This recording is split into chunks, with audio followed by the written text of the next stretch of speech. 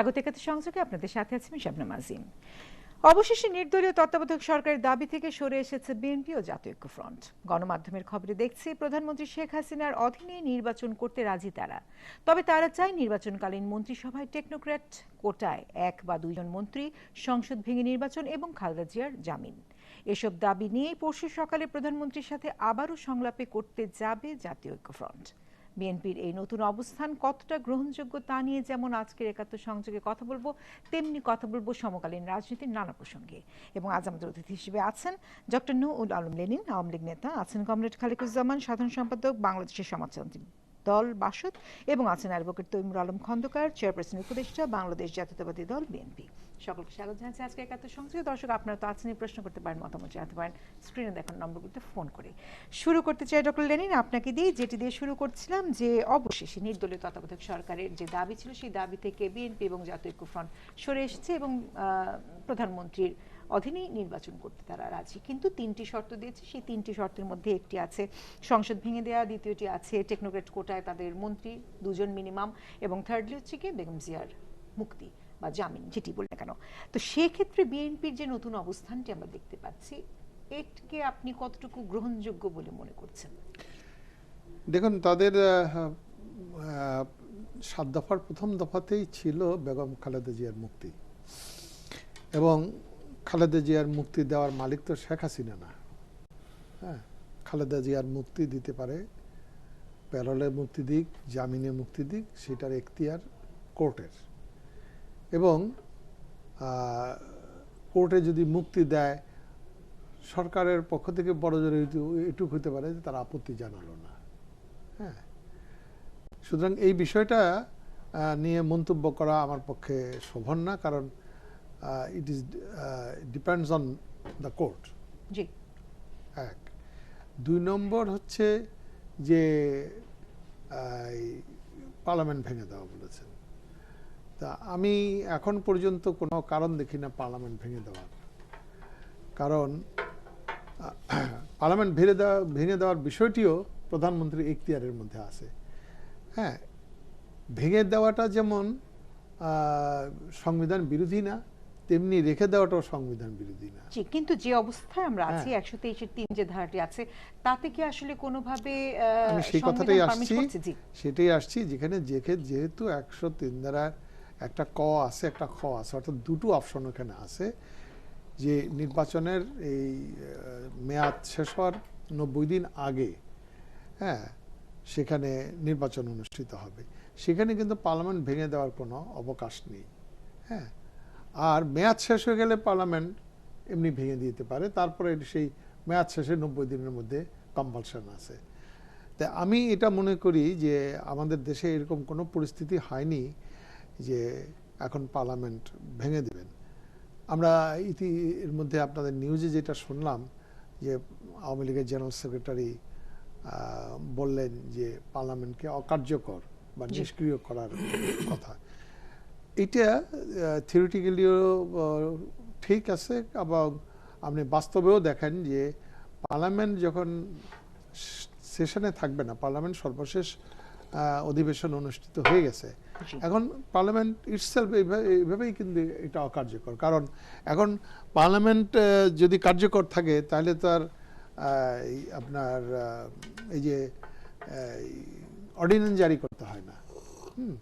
এখন তো দেশ যেই এই কয়েক মাস যে চলবে নির্বাচন না হওয়া পর্যন্ত, নতুন পার্লামেন্ট গঠিত না হওয়া পর্যন্ত, সেটা অর্ডিন্যান্সের মাধ্যমে হবে।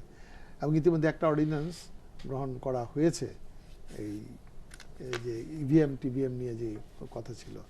সুতরাং আমি মনে করি যে পার্লামেন্ট ভেঙে দেওয়ার একদিক থেকে হচ্ছে যে এটার কোনো পরিস্থিতিও নেই, আর এটার কোনো প্রয়োজন নেই।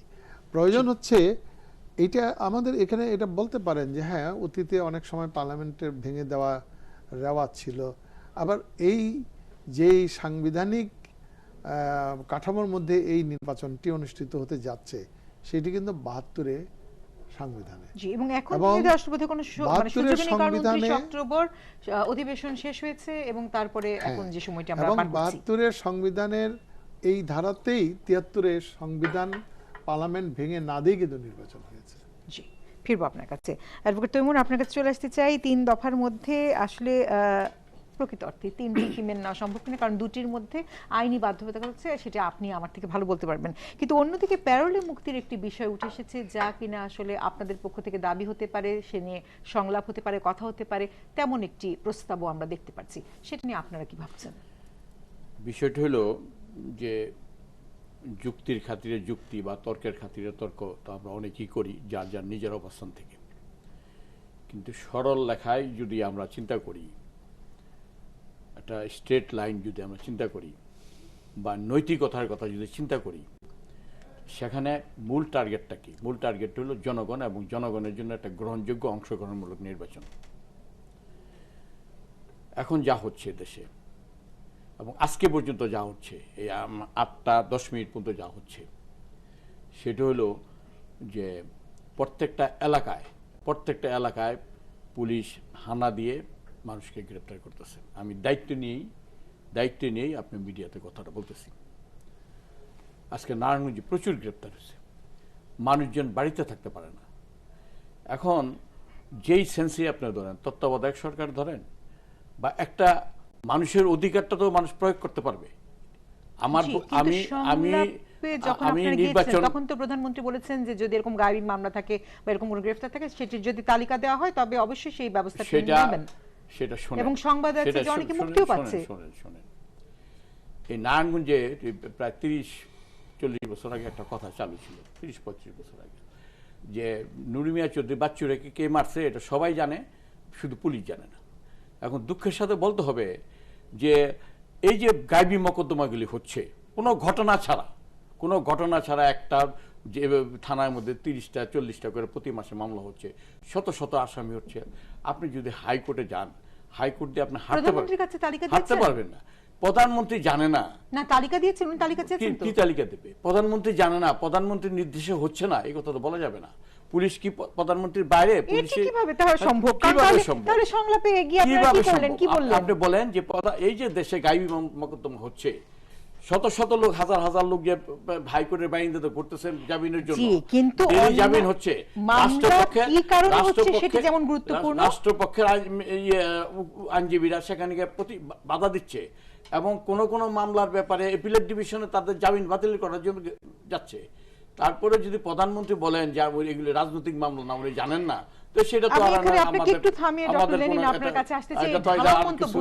একটা অসহায় লোক হিসাবে আমাকে বলতে হয় যে এটা আমাদের কিছু বলার নাই। এই একটা শব্দ বেশ ভালোই আবিষ্কার করেছে, গায়েবী মামলা। যে এটা এইবারেই প্রথম হচ্ছে ধরে নিচ্ছি, কারণ পুলিশ সাধারণত কি করে, কোনো একটা ইনসিডেন্ট হলে কোথাও 5টা নাম দিয়া বলে যে আরো এর সাথে 25 জন বা 30 জন একটা সংখ্যা দেয়, সেই সংখ্যা কিন্তু অজ্ঞাতনামা 25 জন। তো এইটা তো আমাদের দেশে ট্রেডিশনালি হয়ে আসছে।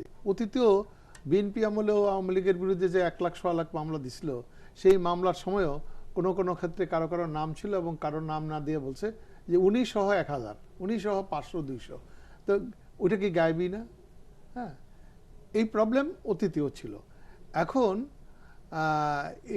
এই মামলার বিষয়ে তো সুনির্দিষ্ট মানে সংলাপ যেটা হয়েছে এবং আগামীকালও হবে, সংলাপে তো সুনির্দিষ্টভাবে প্রধানমন্ত্রী বলে দিয়েছেন এবং বলে দেওয়ার পরে তারা যদি সুনির্দিষ্টভাবে নাম উপস্থাপন না করে এই মানে মাঠ গরম করার জন্য কেবল এই ধরনের ঢালাও মন্তব্য করেন, তাহলে পরে তো নির্বাচনের পরিবেশ তারাই নষ্ট করছে। এটা ঢালাও মন্তব্য না। জি, আমরা মনে হয় এখান থেকে একটু প্যারোলে মুক্তির বিষয়টি কি ভাবছেন সেটা একটু শুনি। খালেদা জিয়ার মুক্তি দরকার। জি, মামলাটা রাজনৈতিক মামলা আপনারা বলছেন, আমরা বলছি। এবং এই তো একটু গোড়ায় যাই, তাহলে আলোচনা একটু গোড়ায় যাই। এই মামলাগুলি 111 সরকার দিছে, ঠিক আছে? ওই সময় আমরাও জেলে, আমাদের বিরুদ্ধে দিছে, মাননীয় প্রধানমন্ত্রীর বিরুদ্ধেও দিছে, প্রধানমন্ত্রী যারা ঘনিষ্ঠ লোকজন তাদের বিরুদ্ধে। কিন্তু এটা নৈতিকতার মধ্যে আপনি আসেন। একই অর্গানাইজেশন দুদুকের মামলাগুলি সব মাননীয় প্রধানমন্ত্রীগুলি সব খালাস হয়ে গেল। ওই মায়া ভাইয়ের মামলাটা হয়ে গেল, আর খালেদা জিয়ার টাকার 1 টাকা অপচয় হয় না, সেই জায়গায় উনি সেখানে গিয়া মামলার আসামি হয়ে গেলেন, তিনি জেলে মানে সংলাপকে আপনি কোনোভাবেই কোনো রকম আমলে নিচ্ছেন নাকি তাহলে? আমরা সংলাপ করে আমরা তো এমনি এমনি জাতীয় ঐক্যফ্রন্টের সাথে গেছেন আপনারা? সরকারের থেকে আদায় করতে হবে, সরকারই তো দাবি দেওয়ার মালিক, সরকারের কাছে আমরা চাবো এবং সরকারের কাছে চাচ্ছে।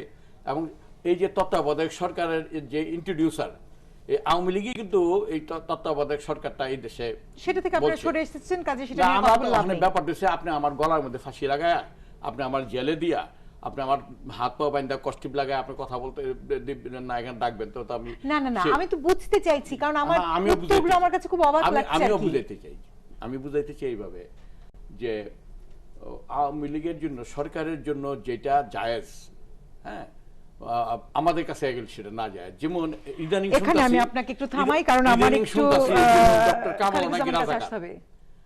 ডক্টর কামাল, আমরা তো মুক্তিযুদ্ধের লোক না, এরকম কোনো বক্তব্য আমরা এখন পর্যন্ত শুনিনি। বিচারপতি মানিক বলছে পত্রিকায় আসছে, এটা তো আমার নিজের কথা না। এখন ব্যাপারটা হচ্ছে সরকারের পক্ষে থাকলে আপনি একভাবে আইডেন্টিফাই হবে, আর সরকারের বিরুদ্ধে থাকলে আপনি অন্যভাবে ট্রিট হবে। অবশ্যই ফিরবো আপনার কাছে, কিন্তু একটা প্রশ্ন রেখে যেতেই চাই, নিশ্চয় উত্তরটি পাবো আশা রাখছি। যে এই যে জাতীয় ঐক্যফ্রন্টের মধ্যে আপনারা আছেন, সংলাপে যাচ্ছেন, বসছেন, সবকিছু করছেন, পরশুদিন আবার বসবেন, তাহলে জাতীয় ঐক্যফ্রন্টের সাথে আসলে আপনাদের মতের অমিল আছে কিনা? মানে এই নেতৃত্বে, ডক্টর কামাল হোসেনের যে নেতৃত্ব, সেই নেতৃত্বের মধ্যে আপনারা আসলে একরকম কোন রকম দ্বন্দ্বের মধ্যে আছেন কিনা, তা প্রশ্নটা রাখতেই চাই।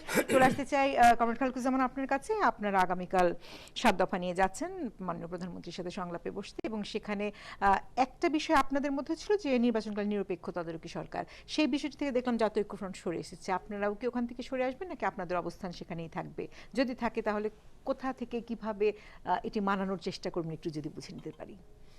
আমরা প্রথম যে কথাটা বলতে চাই সেটা হলো যে একটা আশা জনগণের আর আশঙ্কা, এই দুইটারই একটা দোলাচলের মধ্যেই তো সংলাপের এই আয়োজনটা হয়েছে। এবং তারপরেও যেহেতু ভিন্ন ভিন্ন অবস্থান থেকে, এবং দেখা গেল যে ব্লেম গেম যেটাকে বলে আর কি, দোষারোপের রাজনীতি, এবং অনেকটা অপসংস্কৃতি যেগুলি বলে অনেকে, যে অশালীন উক্তি করা, বিভিন্ন জন কটাক্ষ করা ইত্যাদি, তার চেয়ে বরঞ্চ সামনাসামনি খোলামেলা আলোচনা, সেটা মন্দের ভালো হিসাবে ইতিবাচক আমরা বলেছি। কিন্তু অতীতের অভিজ্ঞতার কথা আমরা বলেছি যে 1994 সালে মাগুরা নির্বাচনকে কেন্দ্র করে 1994 13ই অক্টোবর কমনওয়েলথের মহাসচিবের বিশেষ দূত নিনিয়ান স্টিফেন উনি এসেছিলেন, সেই সংলাপটা ব্যর্থ হয়ে গেল, কাজে লাগেনি। 1995 সালে বিচারপতি কামাল উদ্দিন হোসেন, ইশতিয়াক আহমেদ, রেহমান সোবান, ফখরুদ্দিন আহমদ ও ফয়েজ আহমদ দুইজন প্রধান দুই নেত্রীকে সংলাপে আনার জন্য একটা সমঝোতা আনার চেষ্টা করেছেন, ব্যর্থ হয়েছে। 2006 সালে বিএনপির মহাসচিব হলো মান্নান ভূঁইয়া এবং আওয়ামী লীগের সাধারণ সম্পাদক এম এ জলিল, তারা চেষ্টা করেছেন, ব্যর্থ হয়েছে। 2013 সালে জাতিসংঘ বিষয়ক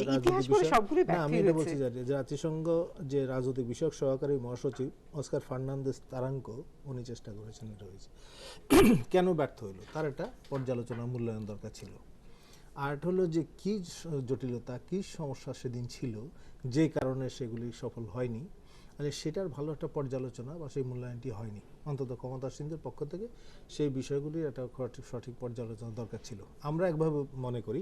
কিন্তু সেটা হলো যে নির্বাচন কালীন সময়ে এসে অনেকগুলি সমস্যা যেগুলি অতীতে বহুদিন থেকে জমা হয়ে আছে, সেগুলি রাতারাতি দূর করা সম্ভব হয় না।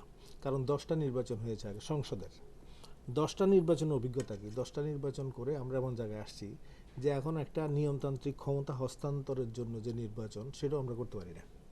জনসাধারণের মধ্যে একটা আস্থা, যেমন যদি বলি আমি স্বচ্ছতা বা তার সঙ্গে অংশগ্রহণমূলক অবস্থা, প্রত্যক্ষ ভীতিমুক্ত অবস্থায় একটা নির্বাচন, এটা আলোচনায় উঠবে কেন?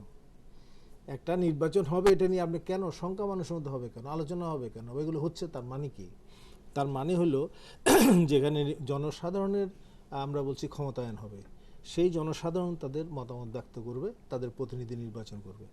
কিন্তু যদি এটা দেখা যায় যে সেখানে জনগণের প্রতিনিধিত্বের বদলে মাস্তানের প্রতিনিধিত্ব হয়ে যাচ্ছে, পুলিশের প্রতিনিধিত্ব হয়ে যাচ্ছে, বা সেখানে প্রশাসনের প্রতিনিধিত্ব হয়ে যাচ্ছে, যেমন আমরা বরিশালে আমাদের প্রার্থী, মেয়র প্রার্থী ছিল, ও তো দেখিয়েছে, আমাদের মিডিয়াও প্রচার করেছে, সেখানে সিল মারা সব এগুলি দিয়ে আসছে। তাহলে সিলটা মারলো কে?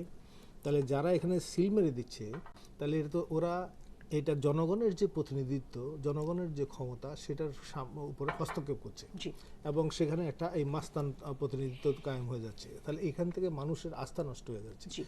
এখন এই বলে শেষ করব যে তাহলে এখন যেমন ধরেন যে সেটা আমরা বলছি বর্তমানে অতীতের অভিজ্ঞতা সেটা সুখকর না, এবং বর্তমান যে পরিবেশ সেটা সহায়ক না, এবং তার সঙ্গে ঘটনা পরম্পরা যেগুলি চলছে সংলাপ কি সফল হবে বলে মনে সংলাপে করছেন? ওই বলছি সেই পরম্পরা এগুলি এখন এটা নির্ভর করে, এখন সদিচ্ছার উপরেও কিছুটা নির্ভর করে, জি। এবং সেখানে যদি আমরা মনে করি যে আসলে এটা অতীতের অভিজ্ঞতা এবং এই বর্তমান বাস্তবতা কি বৈরিতা আছে, আসল জি। কথা হলো যে ব্যক্তি বা গোষ্ঠীর ক্ষমতা হবে না, জনগণের ক্ষমতা জি, হবে। আলোচনায় সেই অবশ্যই ক্ষেত্রে ফিরবো। আমরা আন্তরিক থাকবো কি থাকবো না তার উপর নির্ভর করে কতখানি সফল হবে। অবশ্যই আলোচনায় ফিরবো, এবং সেক্ষেত্রে শঙ্কার যে প্রসঙ্গটি বলছেন, শঙ্কা কি প্রকৃত অর্থে আছে কিনা, সেই শঙ্কার ধোয়া তুলে অন্যভাবে শঙ্কা তৈরি করা হচ্ছে কিনা কৃত্রিমভাবে, একই সাথে নাকি ইতিহাস মানে 2014 যে 5 জানুয়ারির ইলেকশন তার আগে পিছিয়ে যে জ্বালাও পোড়াও তা নিয়ে শঙ্কাটি তৈরি হয়েছে, সেগুলো তো আবার বিশ্লেষণ করার বোধহয় জায়গা আছে। কাজে সংলাপে আসলে কি বের করে আনতে চাচ্ছি সেটিও যেমন বুঝতে চাই, একই সাথে সংলাপের মধ্য দিয়ে কতটুকু এগোবো তাও বুঝতে চাই। বিরতি থেকে ফিরে এসে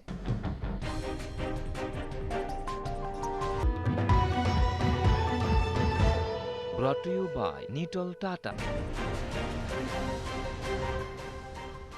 বিরতির পর আরেকবার আমন্ত্রণ একাত্তর সংযোগে, এবং আরেকবার অ্যাডভোকেট তোমরা আপনার কাছে জানতে চাই প্যারোল নিয়ে কি চিন্তা করছেন। আমরা চিন্তা করি, প্রথম কথা হলো আমি ব্যক্তিগতভাবে যেটা চিন্তা করি যে আইনের যে প্রোটেকশন, একটা আইনটা কিন্তু দুইটার পক্ষের জন্য, বাদীর পক্ষে বিবাদীর পক্ষের জন্য। বিবাদীর পক্ষে বেশি থাকে, আসামির পক্ষে বেশি থাকে, কিন্তু বাংলাদেশে সেটা বর্তমান প্রেক্ষাপটে সেটা হয় না। আইনটা দুইভাবে প্রয়োগ হয়, একটা প্রয়োগ হয় সরকারি দলের জন্য একরকমভাবে, বিরোধী দলের জন্য আরেক রকমভাবে। যে কথাটা আমি লাস্ট টার্মে বলতেছিলাম, যেটা হলো যে দুই প্রধানমন্ত্রীর নামে সাবেক প্রধানমন্ত্রী বা প্রধানমন্ত্রী মানে আমি পুরনো জায়গায় যেতে চাই না, মামলা হয়েছে, যে কারণে বিরতির পর আবার একই প্রশ্ন আপনার কাছে রেখেছি আমি। কিন্তু মাননীয় প্রধানমন্ত্রী এবং তার লোকজন সব মামলা থেকে খালাস, আর দেশনেত্রী খালেদা জিয়া তিনি সরকারের সব পক্ষ থেকে মামলার মধ্যে যখন গিয়া বেগম জিয়ার প্যারোলের বিষয়টি উঠে আসছে এবং আপনাদেরকে সেই বিষয়ে কথা বলতে বলা হচ্ছে, আপনারা কি তা নিয়ে কথা বলতে যাবেন, নাকি আপনারাই আসলে বেগম জিয়ার মুক্তি চাচ্ছেন না? না, আমি কথাটা বলি, আমরা তো হলাম অ্যাডভাইজার, প্রয়োজন হলে ডাকলে উপদেশ দেওয়ার ক্ষমতা রাখি, এর বেশি তো রাখি না। আমার উপরে নীতি নির্ধারক আছে, এটা তো ওনারা যেভাবে ভালো চিন্তা করেন, কিন্তু আমি মনে করি খালেদা জিয়ার মুক্তি ছাড়া এই দেশে একটা গ্রহণযোগ্য অংশগ্রহণমূলক নির্বাচন মুক্তি হবে। মানে কি? তাকে মুক্তি দিতে হবে, তাকে নির্বাচন করতে দিতে হবে। প্যারোলে মুক্তি বা সেরকম না, জামিনে মুক্তি তো আসলে মুক্তি না। অনেক বড় বড় অপরাধ কইরা ওই দেশে মানুষ নির্বাচন করতেছে, সরাসরি দুর্নীতির মানে অভিযোগ তার আছে, মানে বলছেন উনি যেহেতু ছোট অপরাধ করেছেন কাজে না, তাকে না, সেখান তিনি- থেকে আমি মনে করি তিনি কোনো অপরাধ করেন নাই, অপরাধটা তার উপরে চাপিয়ে দেওয়া হয়েছে, জি। অপরাধ তার উপরে চাপিয়ে দেওয়া হয়েছে, এবং তাকে তার উপরে সব অনেক অবিচার করা জি, হয়েছে। কিন্তু- তাকে যে আইনের যে প্রোটেকশন নেওয়ার যে সুযোগটা তার উপরে সেটা কিন্তু দেওয়া হয়নি। সাবেক যে নির্বাচন কমিশনার আছেন তাদের যে ব্যাখ্যা, সেই ব্যাখ্যার মধ্য দিয়ে জানা যাচ্ছে যে তিনি আসলে নির্বাচন করার ক্ষমতাটি হারিয়েছেন, এবং আপনাদের গঠনতন্ত্রের মধ্য থেকেও সেই নির্বাচনের না, ক্ষমতাটি নির্বাচন করার হারিয়েছেন। কিন্তু ক্ষমতা হারায়নি। উনি যদি মুক্তিও পান তাহলে তো নির্বাচন না, করতে পারবেন না। আমি বলি কোর্টে এপিলেট কোর্টের একটা ক্ষমতা আছে, সেটা হলো আন্ডার সেকশন 426 অফ সিআরপিসি, ফৌজদারি কার্যবিধির। সেখানে তিনি যেমন জামিন দিতে পারেন, তিনি মামলাটা এডমিট করতে পারেন, এবং মামলাটা স্টেও করতে পারেন, কার্যক্রম স্থগিত করতে পারেন।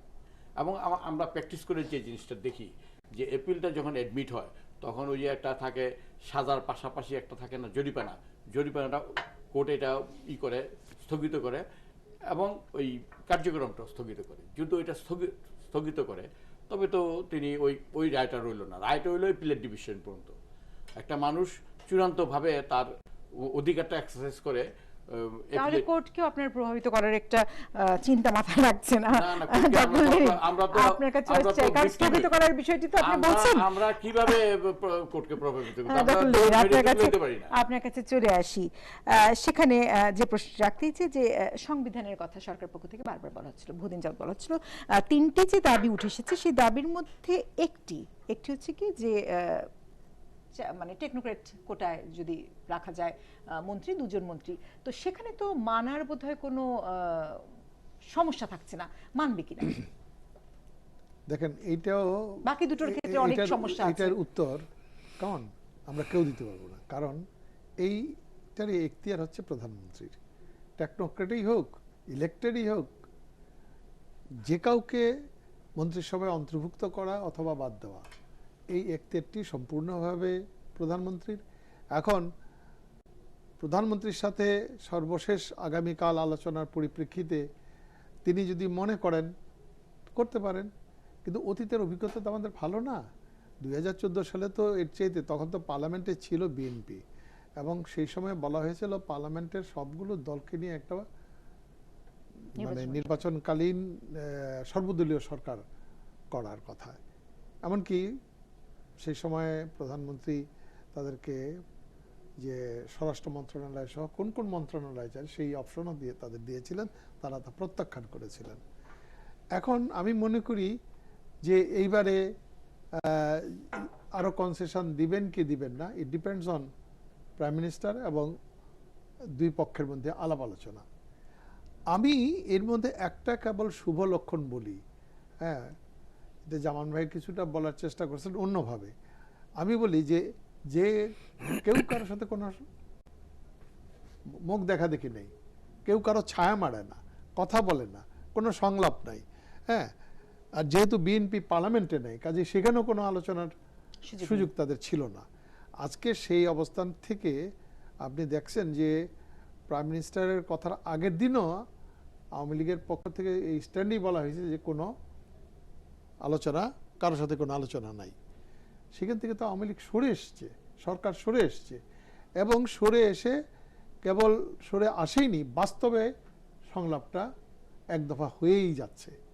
এবং আমি মনে করি যে আমাদের রাজনীতিতে এই যে রাজনৈতিক সংস্কৃতিতে কথা না বলা, মুখ দেখাদেখি না করা, দেয়া নেয়ার মনোভাব থেকে দূরে থাকা, এই অচল অবস্থার একটা অবসান ঘটেছে, এবং এইটাকে আমি মনে করি যে এটা একটা পজিটিভ ডেভেলপমেন্ট।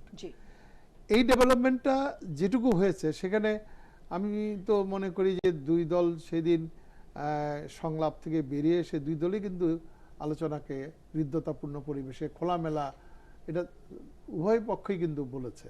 হ্যাঁ, ঠিকই, কিছু পাইনি, আমি সন্তুষ্ট না, এটা ফখরুল ইসলাম সাহেব বলেছেন। জি, বলছে আলোচনা ভালো হয়নি। হ্যাঁ, উনি সন্তুষ্ট না, কিন্তু খোলামেলা কথা হয়েছে, এটা বলেছেন, উনিও বলেছেন যে কথা তো সব একাধিক, এবং সেই আলোচনাও কিন্তু সেকেন্ড টাইম হচ্ছে।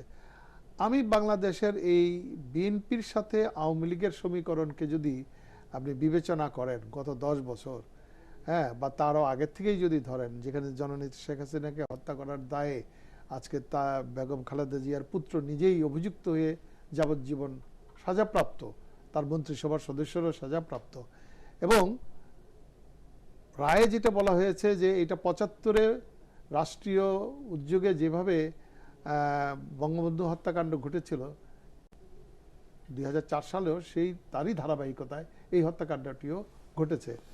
রাজনীতিতে এই যে পরস্পরের মতপার্থক্যের জায়গায় এটা শান্তিপূর্ণ রাজনৈতিক সমাধান, গণতান্ত্রিক সমাধানে না গিয়ে একজনকে ফিজিক্যালি এনহিলেট করে দেওয়ার যে ধারা 75-এ বঙ্গবন্ধুকে হত্যার ভেতর দিয়ে সূচিত হয়েছিল, 2004 সালে সেই চেষ্টা হয়েছিল, এবং তার জন্য সরাসরি বিএনপি দায়ী ছিল। এত সত্ত্বেও এরপরেও কেউ কল্পনা করতে পারে নাই যে বিএনপির সাথে কোনো সংলাপে আওয়ামী লীগ বসবে কি বসবে না।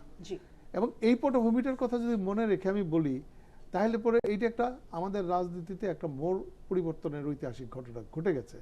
এবং এর ফলে আজকে আমি মনে করি যে এই যে আস্থার সংকট বলেন, সেটাও অনেকাংশে দূর হয়েছে, অবিশ্বাস বলেন কিছুটা দূর হয়েছে, এবং জনগণের মধ্যে যদি এই একতরফা প্রচার অপপ্রচার এই সকলের ফলে ভয়ভীতির কথা বলা হয়, আমি মনে করি যে এখন পরিস্থিতি কিন্তু ওই রকম না। বিএনপি তার বদ্ধমূল ধারণা নিয়ে এক জায়গায়, ওই যে আমি বলছিলাম মুসলমানের এক কথা, সেই জায়গায় বসে আছে, আসলে তো পরিস্থিতিটা ওই জায়গায় নেই। কিন্তু আবার কমরেড খালেদ বলছেন যে অতীতের সকল সংলাপই ব্যর্থ হয়েছে। একদিকে যেমন দেখছি যে অতীতের সকল সংলাপই ব্যর্থ হয় নাই, কেবল অতীতে প্রকৃত অর্থে মিনিংফুল কোনো সংলাপই হয় নাই, কেননা অতীতে প্রত্যেকবারেই সংলাপের জন্য একটা তৃতীয় পক্ষ লেগেছে, এবং সর্বোচ্চ হয়েছে কি 2 জেনারেল সেক্রেটারির মধ্যে।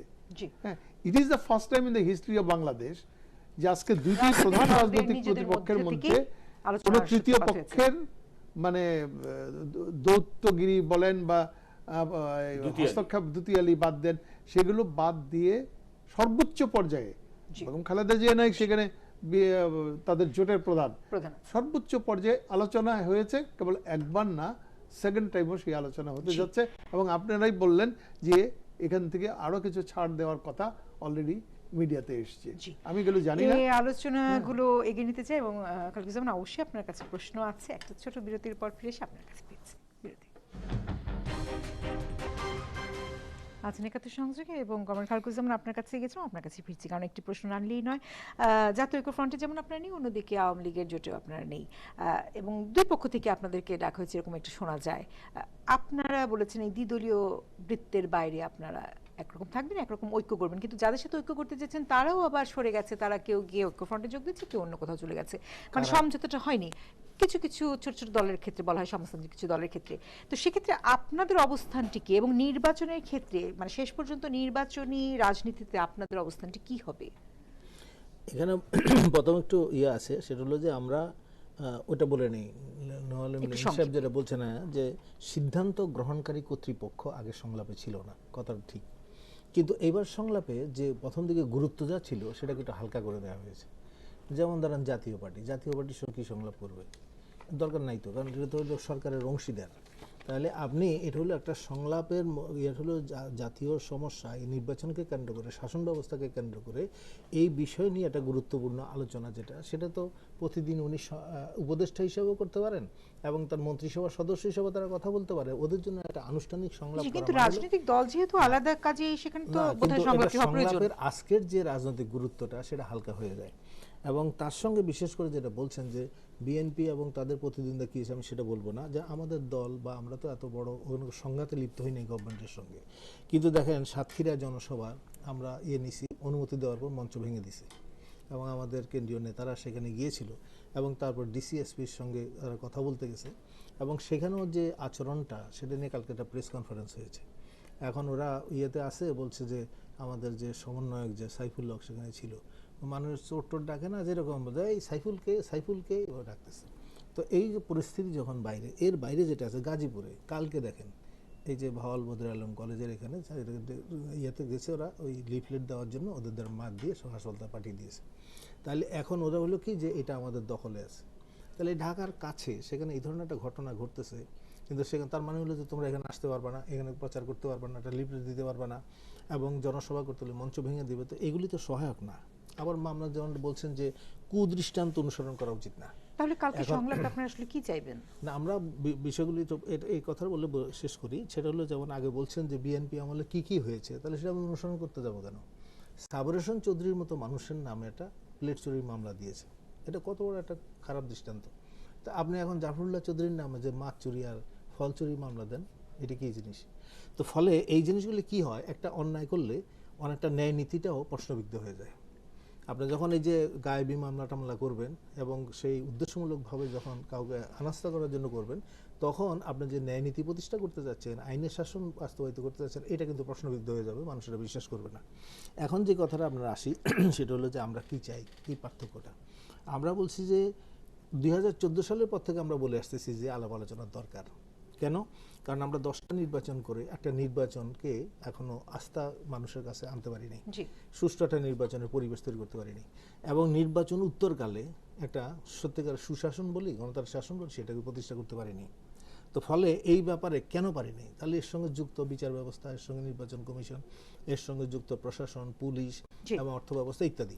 তাহলে সমস্তগুলি এগুলি যদি আপনি যেমন কনস্টিটিউশনের কথা বলছেন, সংবিধান কোনো বাধা না, এবং 16টা সংশোধনী যেটা হয়েছে, 2-1টা ছাড়া সবগুলি শাসক শ্রেণী তাদের প্রয়োজনে সেগুলি করেছে। এটা জনগণের অধিকার সম্প্রসারণের পরিবর্তে সংকোচনের জন্য, এবং সময় থাকলে আমি ব্যাখ্যা করতাম, দরকার নেই, সেইভাবে হয়েছে। তাহলে সংশোধনটা শাসক শ্রেণীর তাদের স্বার্থের প্রয়োজনে আপনি সংশোধন করতে পারেন, আর জনগণের স্বার্থের জন্য সংশোধন করতে পারবেন, কোনো যুক্তি হয় না। ফলে এটা হলো সদিচ্ছার প্রশ্ন।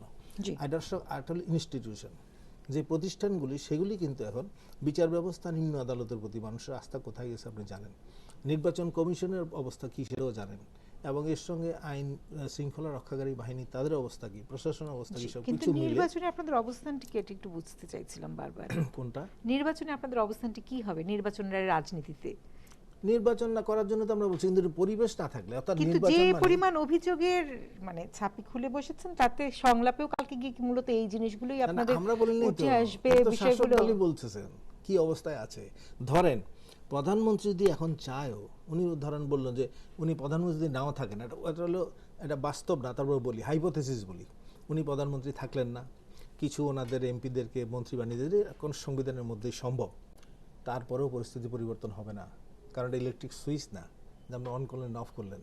ফলে এই 10 বছরে যে আইন শৃঙ্খলা রক্ষাকারী বাহিনী, প্রশাসন, সমস্ত কিছু সবকিছু মিলে যে দাঁড়িয়ে আছে, সেটাকে এখন আপনার কাছ থেকে একটু ছোট্ট করে শেষে ফিরে এসে জানতেই চাইবো যে কালকে সংলাপে আসলে আপনারা কি কি বিষয় নিয়ে কথা বলতে চাইবেন।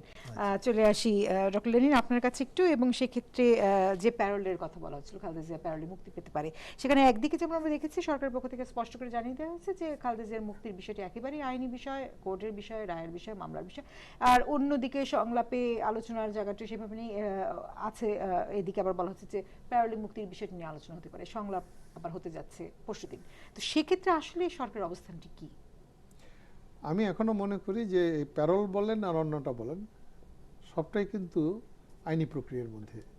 হ্যাঁ, এখানে আমরা আওয়ামী লীগের কোনো মন্ত্রী বা আওয়ামী লীগের কেউ এসে বেগম খালেদা জিয়াকে প্যারোলে মুক্তি দিতে পারবে না।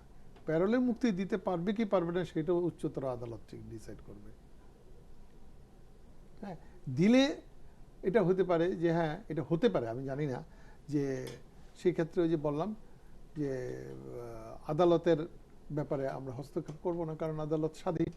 জি, হ্যাঁ, তারা প্যারোলে যদি মুক্তি দেওয়া প্রয়োজন মনে করে দিবে। জি, অবশ্যই অ্যাডভোকেট তৈমুর আপনার কাছে ফিরবে, এবং 7 নভেম্বর পরশুদিন একটু সুযোগ দিতে হয় আমাকে, এই রিপ্লাই তো দিতে হয় না, কারণ সময় আবার খুব কম, আমার বিরতিতে যেতে হবে, একটা ছোট্ট বিরতি, শেষ বিরতি আমাদের একটু সময় দিয়ে। কিন্তু 7 নভেম্বরে যে আবার আপনারা বসতে যাচ্ছেন, যে আলোচনায় বসতে যাচ্ছেন, সেখানে আসলে আপনাদের প্রত্যাশিত সমাধানটি কি চাচ্ছেন সেটি একটু জানতে চাই, কিন্তু একটা বিরতি থেকে ফিরে এসে ছোট্ট করে এরপরে কি আমার একটু সুযোগ দিন। শেষ বিরতির পর ফিরে এলাম, এবং অ্যাডভোকেট তৈমুর আপনার কাছে আসছে, সময় খুব কম, যে কারণে ছোট করে বলি 7 নভেম্বরের সংলাপের মধ্যে দিয়ে আপনারা কি আশা করছেন? আশা করি যদি প্রধানমন্ত্রী তার সদ ইচ্ছা থাকে তো অনেক কিছু সম্ভব। এখানে একটু কথা বলতে হয় যে লেনিন ভাই বলছেন যে ওটা কি বলে, জিয়া হত্যা, বিএনপি বঙ্গবন্ধু হত্যার সাথে জড়িত। তো বিএনপির তো তখন জন্মই হয়নি। এখন হলো পক্ষে থাকে একরকম সরকারের, পক্ষে না থাকলে একরকম।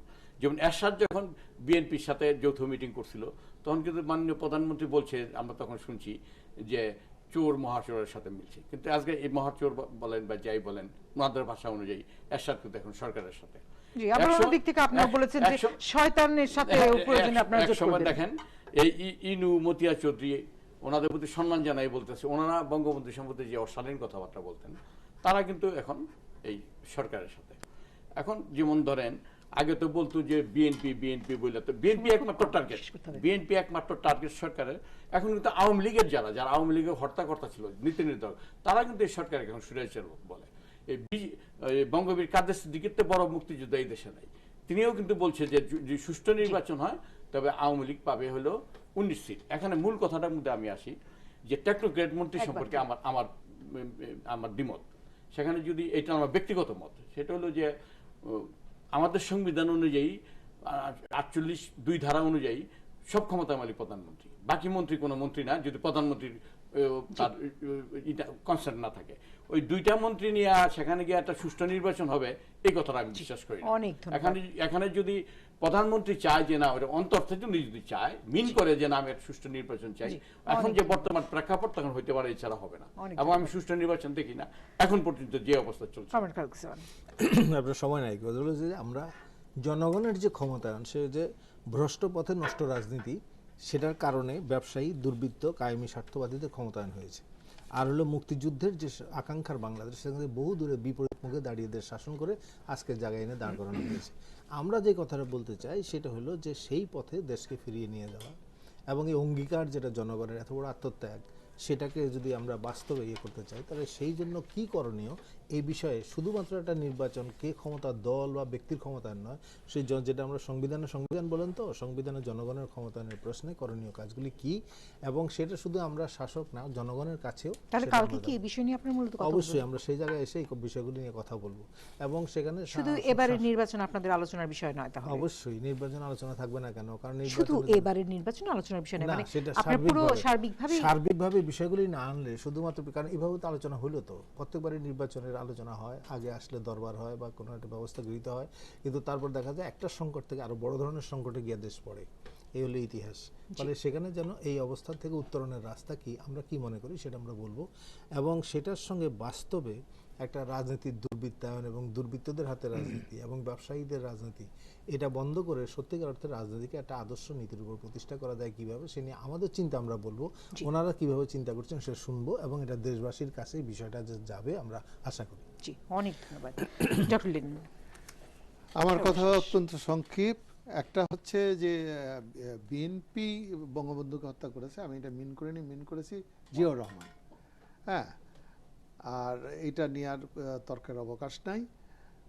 আর দ্বিতীয় কথা হচ্ছে যে আমি মনে করি যে রাজনীতিতে একটা সুবাতাস বইছে, সংলাপের ভেতর দিয়ে আমাদের দেশের মধ্যে একটা পরিবেশ সৃষ্টি হয়েছে, এবং এইটাই জনগণের মধ্যে একটা নতুন প্রত্যাশা জাগিয়েছে যে বিএনপি অলরেডি তারা ডিক্লেয়ারও করেছে যে তারা নির্বাচনে অংশগ্রহণ করবে, খালি মাঠে আওয়ামী লীগকে 2014 সালের মতো গোল দিতে দিবে না। হোয়াট ডাজ ইট মিন? ইট মিন যে তারা নির্বাচনে অংশগ্রহণ করবে, যেটাকে আমি মনে করি যে একটা পজিটিভ দিক, এবং এই পজিটিভ দিকটা ধরে নিয়ে বাংলাদেশে একটা অবাধ নিরপেক্ষ সুষ্ঠু নির্বাচন হোক, এবং সেই নির্বাচনটি দেওয়ার ব্যাপারে আমাদের প্রধানমন্ত্রী নিজে বলেছেন যে অবাধ সুষ্ঠু হবে সরকারের দিক থেকে, সেই অঙ্গীকার তিনি ব্যক্ত করেছেন। এবং আমি মনে করি যে এই নির্বাচনের ভেতর দিয়ে রাজনীতির একটা গুণগত পরিবর্তন হোক। এই যে কনফ্লিক্টিং রাজনীতি আমরা দীর্ঘদিন যাবৎ করে আসছি, এইটার অবসান হোক, এটি আমি মনে করি। অনেক ধন্যবাদ। আরেকবার ধন্যবাদ জানিয়ে সংবাদ সংযোগ